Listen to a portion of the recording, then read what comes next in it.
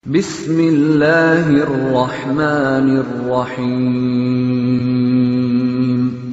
Assalamualaikum warahmatullahi wabarakatuh. Insyaallah kita akan membahas fikih khusus, yakni fikih dalam keadaan sholat khusus, karena tidak berlaku pada umumnya sholat yang kita lakukan. Ada rumus tersendiri, ada ilmu tersendiri, ada pengecualian dari hal-hal yang sifatnya umum. Diberikan keringanan-keringanan sesuai dengan keadaannya. Dan saya yakin masih banyak kaum muslimin yang belum sampai ilmunya ini. Di kitab-kitab fikih pembahasannya juga sebagian kitab fikih tidak mencantumkan. Sebagian besar pembahasan ini tidak terdapat dalam kitab-kitab fikih, kecuali kitab fikih yang sebagian ulama cantumkan. Yang kita masukkan pembahasan sholat dalam keadaan khusus. Pertama, sholat dalam keadaan orang yang sakit. Orang yang sakit. Ya, tentu nanti orang sakit itu tergantung juga jenis penyakitnya dan segala keadaannya. Ini menunjukkan bahwa orang yang sakit sekalipun, selama akalnya tetap berfungsi, separah apapun penyakitnya, saya ulangi Pak, separah apapun penyakitnya, orang yang sakit itu tidak gugur kewajiban salatnya, tidak gugur. Ya. Dia harus sholat dalam segala keadaannya yang dia sanggup untuk melakukannya, tidak gugur separah apapun.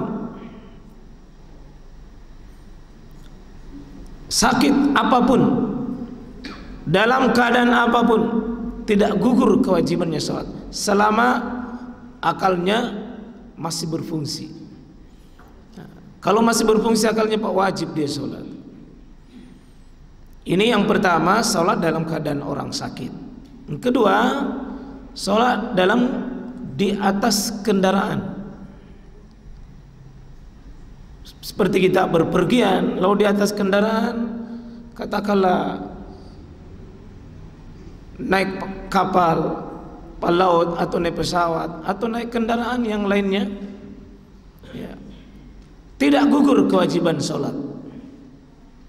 Tetap dia wajib melakukan sholat, namun nanti juga tetap berlaku hukum, bisa berlaku hukum jamak dan hukum kasar sesuai dengan keadaannya. Juga posisi dalam keadaan sholat dalam keadaan khusus ini, kalau kita lihat pembahasan para ulama menggolongkan sholat dalam keadaan khauf, dalam keadaan takut, tidak dalam keadaan aman. Ini ada posisi khusus, rumus tersendiri ketika kita sholat. Kita mulai jamaah sekalian pembahasan yang pertama, karena mudah-mudahan ini bisa kita selesaikan ilmunya. Tata cara sholat orang yang sakit. Tata cara sholat orang yang sakit. Orang yang sakit di sini dirinci. Ya, orang yang sakit itu tidak rinci. Pertama, kalau memang dia sakitnya itu tidak bertambah parah kalau berdiri, tetap dia wajib sholat, wajibnya itu posisi berdiri.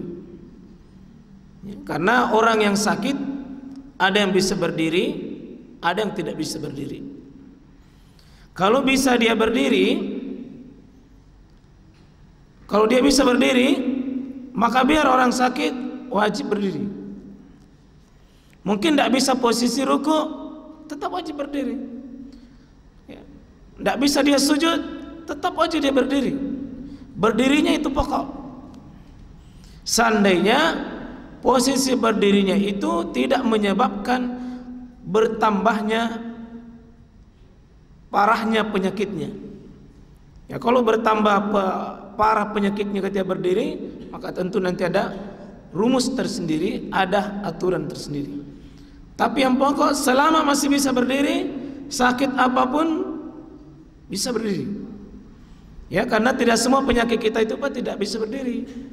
Ada bisa berdiri, cuma mungkin nanti posisi berdirinya ada yang normal, ada yang tidak normal. Yang penting berdiri dulu karena dalilnya dalil umum, yakni waqumu lillahi qanitin.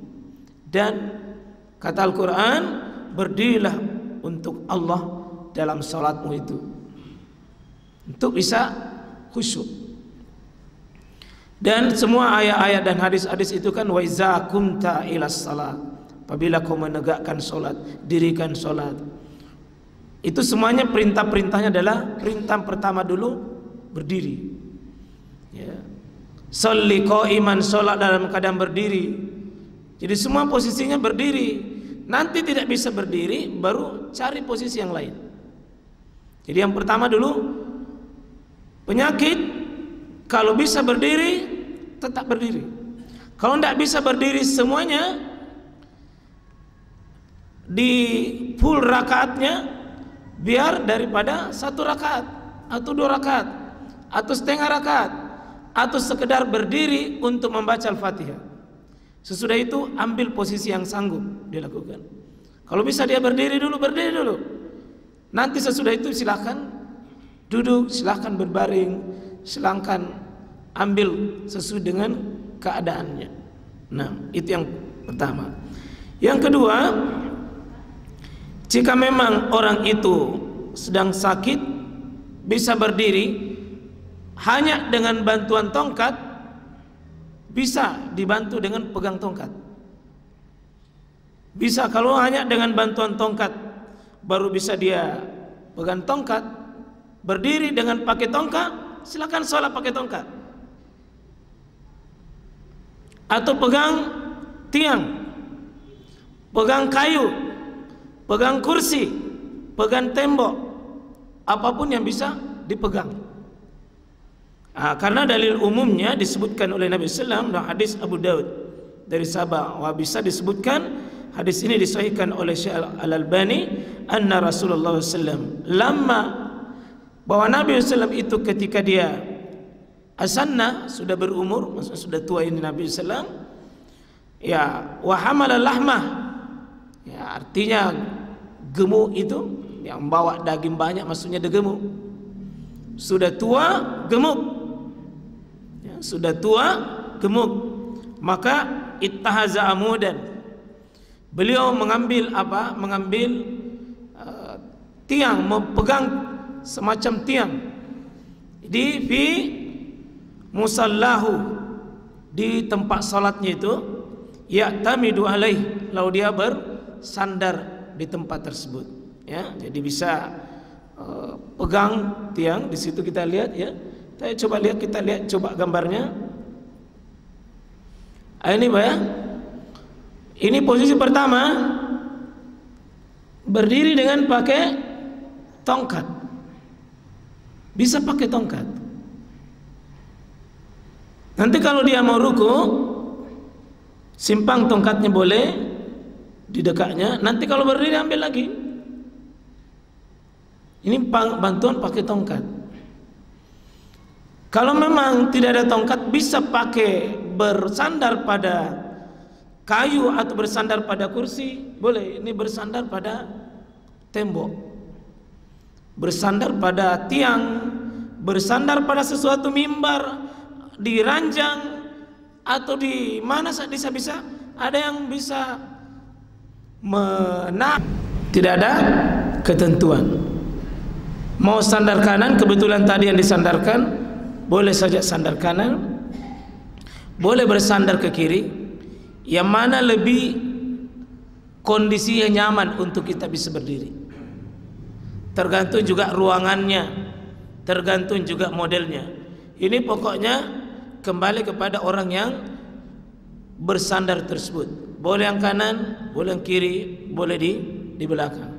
Ya, insyaallah Yang penting tadi bisa berdiri, karena ini hukum asalnya sholat itu dalam keadaan posisi berdiri.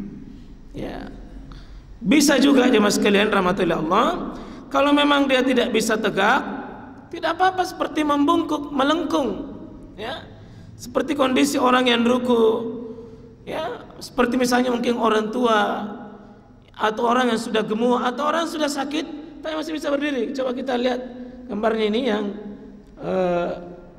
berdiri tapi seperti ruku. Ini masih posisi berdiri nih, cuma tidak bisa tegak. Dimaafkan posisi seperti ini, dimaafkan posisi kok tidak bisa tegak. Hanya dengan berdirinya, berdiri bungkuk saja. Penting posisinya masih berdiri ya sekalian. Ini yang pertama, ya. Jadi hadisnya hadis Bukhari, itu hadis umum dari sahabat yang mulia Imran bin Husain, karena perintahnya Nabi secara umum itu sholli qaiman, salat dalam keadaan berdiri. Jadi posisinya sekarang orang sakit itu tetap diusahakan dulu berdiri, tetap dulu berdiri, ya, usahakan dulu tetap berdiri. Bisa berdiri pakai tongkat, bisa berdiri dengan bersandar, bisa berdiri posisi manapun, yang penting bisa berdiri. Kalau tidak bisa berdiri lama, berdiri sejenak. Itu satu. Sampai di sini dulu ya. Kalau ada yang mau kembangkan dalam bentuk yang lain, saya persilakan dulu. Kalau ada yang belum jelas, bisa ditanyakan, bisa didiskusikan. Posisi yang pertama, yakni orang sakit dituntut dia untuk posisi berdiri. Saya persilakan kalau ada yang tidak jelas. Ada Bapak? Silakan. Posisi berdiri ada yang tidak jelas atau ada yang mau ditanyakan yang lain? Posisi sakit?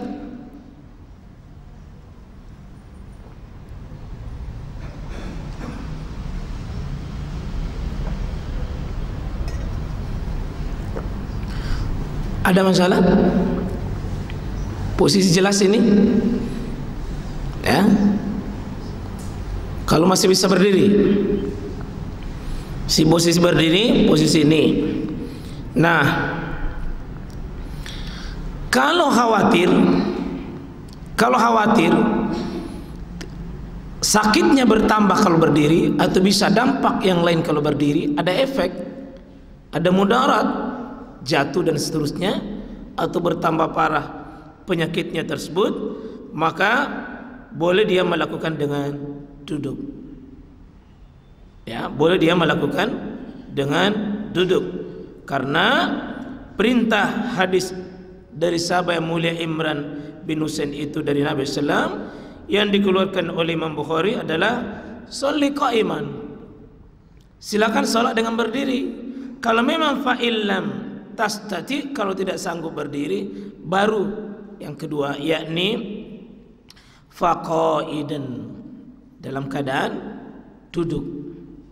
Ada yang biasa sholat duduk, Pak? Ada yang biasa sholat duduk? Ah? Biasa sholat duduk? Posisi kenapa? Sakit? Sakit. Ada yang pernah Bapak sholat duduk? Posisinya bagaimana? Diduduknya bagaimana? Kemungkinan macam-macam model duduknya. Bisa pakai kursi, bisa pakai kasur, bisa pakai ranjang, ya. Dan kalau sedapat mungkin dulu duduk di lantai, itu dulu diusahakan. Ya. Paling utama dulu duduk di lantai. Nah, kalau di lantai bagaimana modelnya? Nah, di sini Nabi sallallahu alaihi wasallam sebutkan bahwa posisinya dalam keadaan duduk, yakni yang paling bagus duduknya adalah duduk dalam keadaan yusalli mutarabbiya, dalam keadaan duduk bersila. Duduk bersila. Di nomor 6 ya, di nomor 6 bisa kita lihat bagaimana cara duduk dalam keadaan sholat duduk bersila. Nah, duduk dalam keadaan duduk bersila. Ini hadis yang dijadikan dalil oleh para ulama yang bersumber dari Aisyah radhiyallahu anha, yang dikeluarkan oleh Imam An-Nasai, Ibnu Huzaimah, Al-Hakim, dan disahihkan oleh Syekh Nasruddin Al-Albani. Itu memilih posisi duduk bersila kalau tidak pakai kursi, tidak pakai kursi, duduk bersila. Nah, ini duduk bersila sebagai model duduk, bukan sebagaimana model duduk bertasyahud yang sebagaimana orang pakai bahasa. Tetapi sebagiannya ada yang memakai duduk bertasyahud karena keumuman dalil.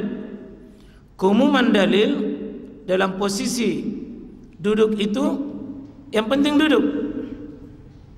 Dan duduk yang pada umumnya kita biasa pakai adalah duduk dalam keadaan duduk seperti model, apakah duduk seperti duduk iftirash, apakah model duduk seperti tawarruk, atau duduk kita seperti duduk iq'ah. Ya, model duduk iq'ah, menduduki dua tumit ditegakkan, dua tumit ditegakkan. Nah, kemudian kita duduk di atasnya, itu juga sah duduknya. Tapi yang paling afdal, pilihan Nabi, sebagaimana riwayat Aisyah ini, bahwa pilihan duduk yang terbaik adalah duduk bersila. Ini melipat kedua kaki, baru menduduki seperti duduk bersila mutarabbi'ah. Itu duduk bersila. Nah, itu pokok baik. Jadi di sini tidak ada ketentuan yang mengikat. Berlaku kaidah dengan fattaqullaha mastata'tum. Takwalah kepada Allah sesuai dengan keadaan dan kemampuan kita. Jelas Pak? Baik, kita masuk pada posisi yang ketiga. Masih hadis yang umum, hadis Husain, ya, Imran bin Husain dari Bukhari, bahwa Nabi SAW menyebutkan sholli qa'iman fa illam tastati wa qu'udan fa illam tastati ala jambi. Itu dalam keadaan berbaring. Bagaimana cara berbaringnya? Bagaimana cara berbaringnya? Maka ada dua kemungkinan posisi. Pertama diutamakan dulu, yakni posisi dalam keadaan miring ke kanan. Ya, kita coba lihat posisi ini. Posisi miring ke kanan itu patokannya arah kiblat wajah. Tetapi yang ditindis ini adalah ditindis seperti kita posisi kalau tidur, Pak. Ya, apa namanya? Bahu sebelah kanan ini. Miring sebelah ditindis sebelah kanan. Itu diambil dari hadis Bukhari dan Muslim. Itu keumuman hadis yang dikeluarkan oleh Imam Bukhari dari sahabat yang mulia Aisyah radhiyallahu anha. Qalat kana an-nabiy sallallahu alaihi wasallam yu'jibuhu at-tayammun. Itu Nabi SAW suka memulai yang kanan-kanan, yang kanan-kanan. Segala sesuatu yang Nabi itu suka yang kanan-kanan. Baring kanan. Kemudian pakai sendal kanan, bersuci kanan, bersisir kanan, senang kanan. Termasuk banyak kalau bapak pakai cincin kanan dulu, bapak pakai jam tangan. Kalau satu jam tangan tak, jam tangan sebelah kanan dulu pakai. Kalau jam tangan tak dua, kanan baru kiri. Diutamakan dulu yang kanan, ya, utamakan dulu yang kanan. Jadi ada cincin sebelah tangan dulu yang kanan. Habis yang kanan baru pindah ke yang kiri. Maaf ya. Jadi hormati dulu yang kanan. Bapak pakai jam tangan itu dapat pahala. karena mendahulukan sesuatu yang dimuliakan. Ya, kalau pakai cincin misalnya penuh pilih 5 di sini, baru pindah ke kiri. Tapi apa yang sebelah kiri cincinnya bisa saya pindah dulu. Saya pindah dulu. Sebelah kanan diutamakan, Pak. Meskipun Bapak tidak berdosa, tapi kalau Bapak mau pakai cincin, pakai jam tangan, itu bukan cuma sekedar berhias, tapi sekaligus ada nilai bonusnya. Bapak pakai jam tangan dapat pahala.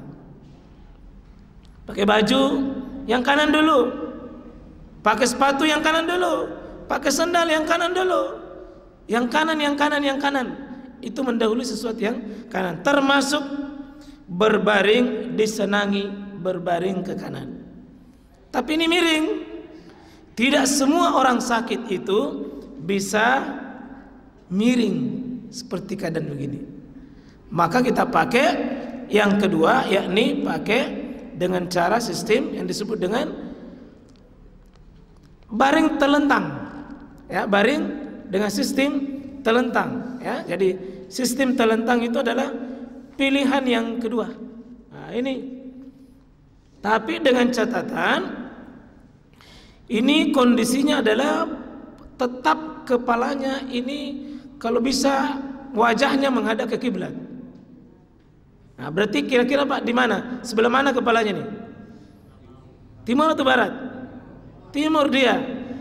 Jadi sebagian orang sholat kepalanya sebelah sini. Ini bukan menghadap kiblat, nah belakangi kiblat. Tapi orang bilang, nah tendangi Ka'bah ya Ustaz. Masa sholat mau tendang Ka'bah? Kalau Bapak tidur dua posisi ini Pak, yang sunnah, bisa tidurnya posisi terlentang, bisa posisinya tadi miring. Dan yang sunnah kalau bisa ini dulu kanan. Kalau Bapak tidur Pak, tidur 6 jam malam ini sebentar, maka Bapak dihitung tidur dapat pahala 6 jam tidur. Mungkin malah bisa sampai 8 jam per hari, 24 jam Pak, 24 jam Bapak tidur, 24 jam pakai 8, berarti sepertiga hidup kita dipakai tidur. Kalau umur tak 60, sepertiga 20 tahun itu dipakai tidur. Kalau Bapak tidak tidur dengan benar, maka Bapak minus hidupnya 20 tahun karena tidur yang keliru. Bisa minus 20 tahun. Kalau umur 60 Pak, setiap tidur menyelisih sunnah, tiap tidur menyelisih sunnah, tiap tidur menyelisih sunnah, maka itu kerugian besar. Maka ada anjuran tidur Pak. Salah satunya anjuran tidur sesuai sunnah, 2 posisi ini. Satu menghadap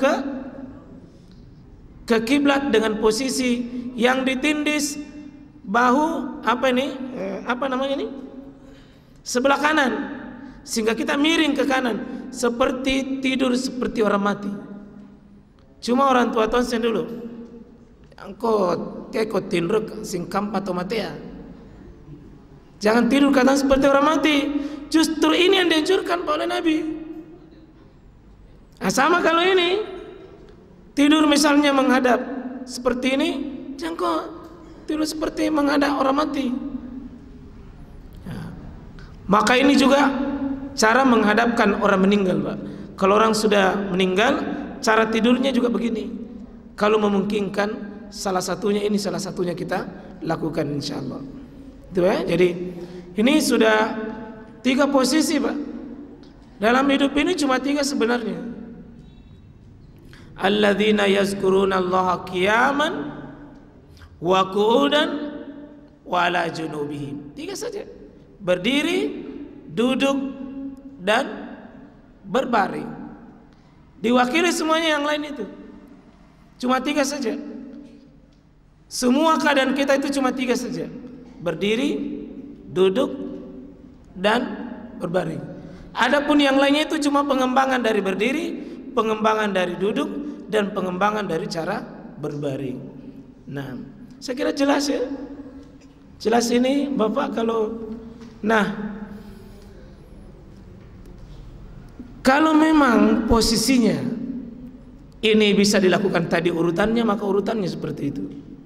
Tetapi kalau memang agak kesulitan, maka masih ada cara yang keempat. Ya, kira-kira cara keempat apa Pak? Apa? Isyarat. Lakukan dulu gerakan-gerakan yang sesuai keadaannya ini tadi, dalam keadaan posisi menghadap pun. Kalau tidak bisa dia menghadap ke kiblat, maka ya, kalau dia tidak bisa menghadap ke kiblat, bisa dibantu Pak ya, oleh orang di sekelilingnya. Hadapkan dia ke kiblat. Kalau tidak bisa menghadap ke kiblat, menghadap ke arah manapun. Nah, menghadap ke arah manapun. Nah, kalau masih bisa dia melakukan gerakan-gerakan tadi, coba tapi kembalikan ke yang tadi berbaring. Posisi tadi berbaring ini kan dia melakukan gerakan ruku, sujud, i'tidal, sama tadi. Cuma keadaannya ruku, sujud itu dikondisikan yang sanggup dilakukan. Kalau tidak bisa juga, tidak bisa melakukan gerakan-gerakan, maka orang yang melakukan itu cukup dengan isyarat. Bagaimana dengan isyarat? Ya, yakni bertakbir dengan isyarat, membaca Al-Fatihah dengan isyarat, ruku dengan isyarat, semuanya itu dengan niat bahwa saya berdiri, saya baca Fatihah. Begitu pentingnya sholat Pak. Maka pembahasan sholat khusus ini sebenarnya sudah semua pembahasan yang lain, baru ini pembahasannya, supaya tidak ada jalan orang yang tidak sholat. Tidak ada jalan orang tidak sholat Pak. Tidak ada pilihan bagi orang tidak sholat. Sampai isyarat pun masih disyariatkan oleh Nabi SAW untuk dilakukan, saking pentingnya sholat itu. Ini berlaku juga Pak ya, kalau orang sakit tidak mesti sholat. Kalau memang dia bisa sholat pada waktunya, sholat pada waktunya. Duhur, asar, maghrib, isya. Kecuali jika jenis penyakitnya tidak bisa dia sholat dengan setiap waktu, maka jamak, kumpul saja, duhur, asar, maghrib, isya. Tapi tetap menjaga tadi waktunya. Tidak boleh dia sholat kapan saja. Dia tetap ada waktunya. Cuma bisa dijamak takdim, bisa dijamak takhir, ya. Tapi tetap tidak boleh dia kasar. Dia cukup jamak saja. Dia cukup jamak saja. Nah, jamaah sekalian, rahmatullahi Allah Subhanahu wa taala, ya. Coba diperhatikan di bagian ke-14 coba. 14.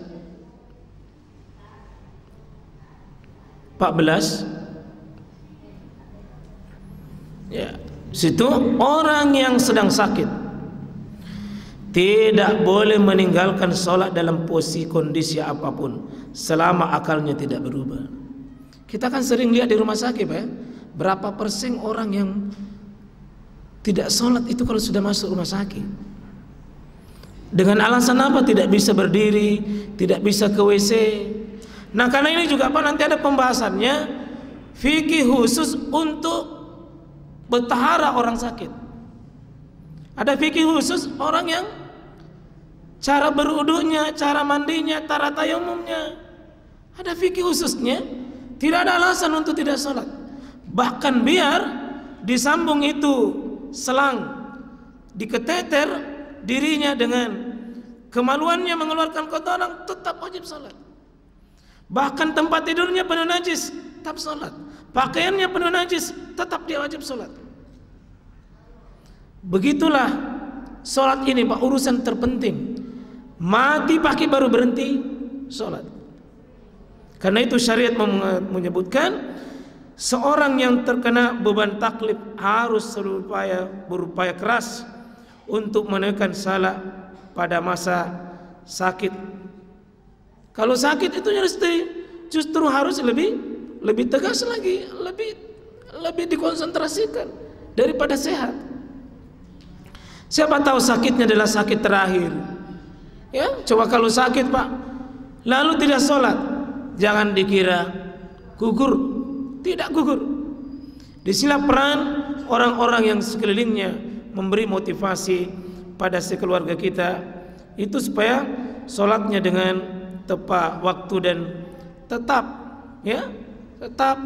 ditunaikan dan tidak boleh ditinggalkan sedikit pun. Hanya memang ada kondisi-kondisi tertentu itu tadi kondisi tertentu. Dan ada hadis di situ Pak, coba lihat hadisnya begitu jelas itu. Imam Muslim dari sahabat Jabir, inna bainar rujul wa bainas syirk wal kufur tarakas shalah. Kata Nabi sallallahu alaihi wasallam, sungguh yang memisahkan, membedakan seorang itu beriman dengan tidak beriman, maksudnya kafir, kalau dia sudah berani meninggalkan sholatnya dalam keadaan sengaja. Coba lihat Pak, bagaimana tegasnya Nabi itu. Perbedaan orang mukmin dengan orang kafir itu lihat pada sholatnya. Orang sakit pun dituntut sholat. Bagaimana dengan orang yang sehat? Tentu lebih jauh, lebih wajib lagi. Nah, termasuk sekalian di nomor 15 ya, kita lihat 15.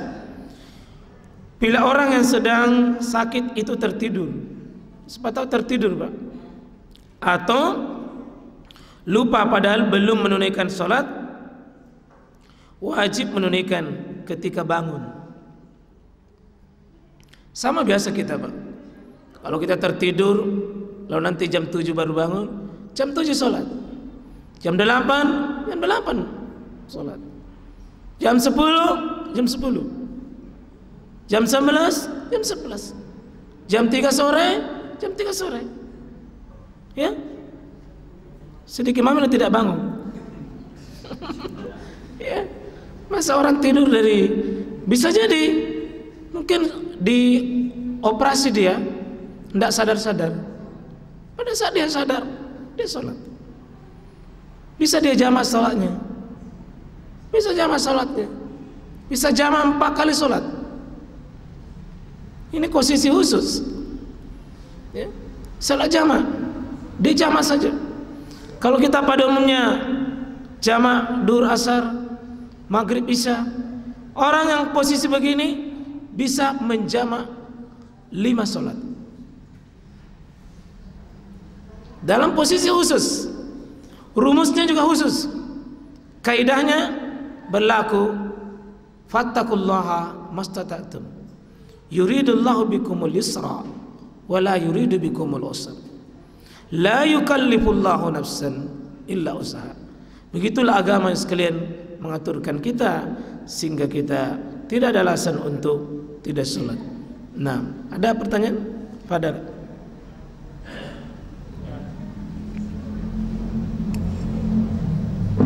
Assalamualaikum warahmatullahi wabarakatuh.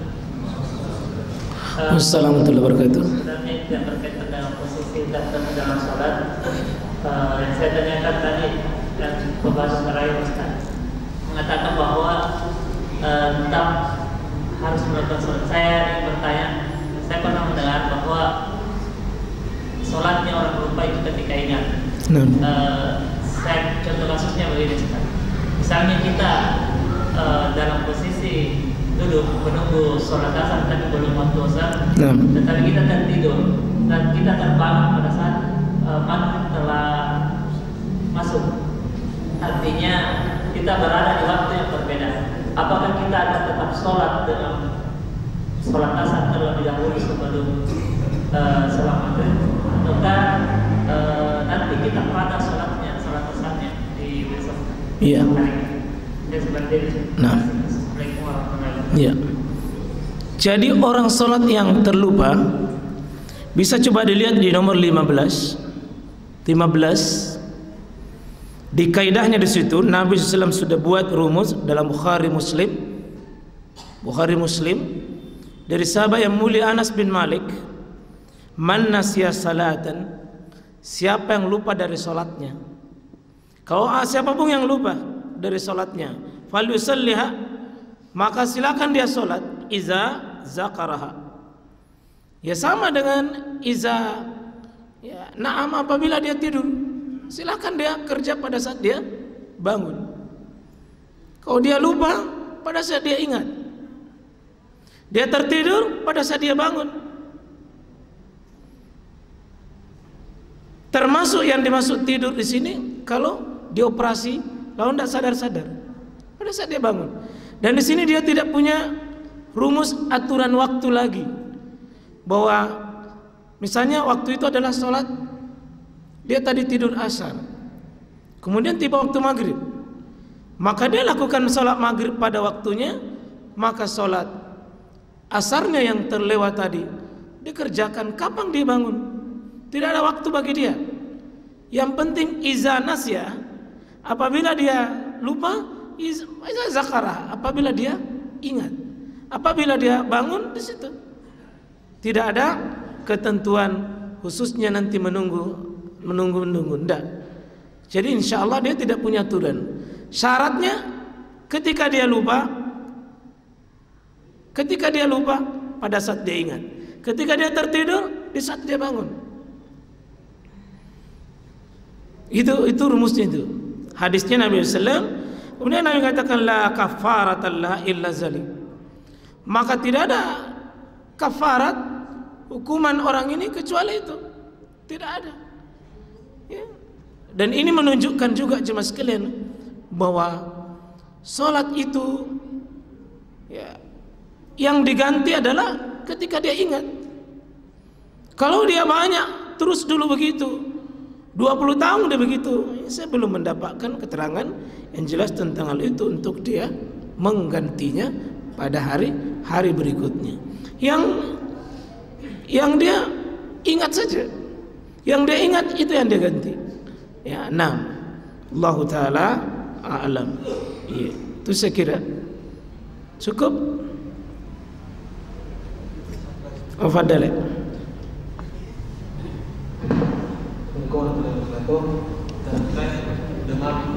Assalamualaikum warahmatullahi wabarakatuh. Harus dijawab batasan sakit saat nyaman itu. Maksudnya apakah kalau demam biasa bisa dijamak? Iya. Jadi pada saat dia sakit boleh menjamak. Apa batasannya? Rumusnya orang yang sakit bisa menjamak. Agama ini adalah ad-dinul yusra. Agama ini mudah. Ya, dan Allah memberikan kita syariat jemaah sekalian. Itu tidak dalam rangka kita kesulitan. Jadi aturan rumusnya itu. Jadi tidak Allah kehendaki kita itu ada kharaj, ada kesulitan dalam beragama ini. Ya. La yukallifullahu nafsan illa usaha. Rumusnya adalah ketika sakitnya itu ada kesulitan pada dirinya untuk menunaikannya, jika sholat itu ditunaikan masing-masing pada waktunya. Misalnya duhur, dia posisinya sakit, kemudian nanti asar juga dia gabung, dan ada kesulitan jika masing-masing pada waktunya. Ada kesulitannya. Kesulitan yang dimaksud di sini adalah sesuatu yang membuat bisa penyakitnya semakin susah sembuh. Oh, dia menunggu pada waktunya tersebut. Atau ada kesulitan untuk misalnya bisa membersihkan diri, atau ada kesulitan untuk melakukan pada waktunya masing-masing, maka keringanannya adalah melakukannya pada saat dia dalam posisi digabung saja. Sama wanita, katakanlah wanita yang sakit namanya istihadah, wanita, khusus wanita, ada penyakit khusus pada dirinya, keluar darah, selalu keluar, dan itu membuat dia kesulitan berat pada dirinya. Untuk setiap waktu sholat dia harus bersihkan itu. Maka satu kali membersihkan itu sudah cukup mengadai untuk bisa menjamak sholatnya. Duhur dia bersihkan, disitulah dia gabung. Sama tadi orang sakit, mungkin dia luar biasa penyakitnya itu sampai dia harus dibersihkan penyakitnya, ya, dibersihkan kotorannya pada sebelum dia sholat. Bayangkan maghrib sudah, isya lagi dibersihkan, maka Allah itu diibadahi, tetapi tidak membuat kita kesulitan. Boleh satu kali saja dibersihkan, atau satu kali kita menghadap kepada Allah Subhanahu wa taala, tetapi waktunya saja ditarik. Maghrib ditarik ke isya, atau isyanya ditarik ke maghrib. Itu sesuai kondisi, tidak ada aturan khusus. Yang mana yang penting diberikan keringanan, insya Allah. Saya kira cukup dulu waktu, ya. Semoga Allah Subhanahu wa taala merahmati kita, memuliakan kita, insyaallah, sehingga bisa tidak mempermainkan salat, ya. Mohon ini kalau yang sakit saja demikian ketatnya salatnya, bagaimana bapak-bapak, anak-anakku, adik-adikku, para remaja pemuda, bagaimana kalau kita sehat? Tentu lebih wajar dan lebih layak lagi kita melakukan ibadah dengan sebaik-baiknya, insya Allah. Saya kira mungkin, mudah-mudahan bermanfaat. Aqulu qouli hadza wa astaghfirullah, subhanakallahumma wa bihamdik, asyhadu an la ilaha illa anta, astaghfiruka wa atubu ilaik. Assalamualaikum warahmatullahi wabarakatuh.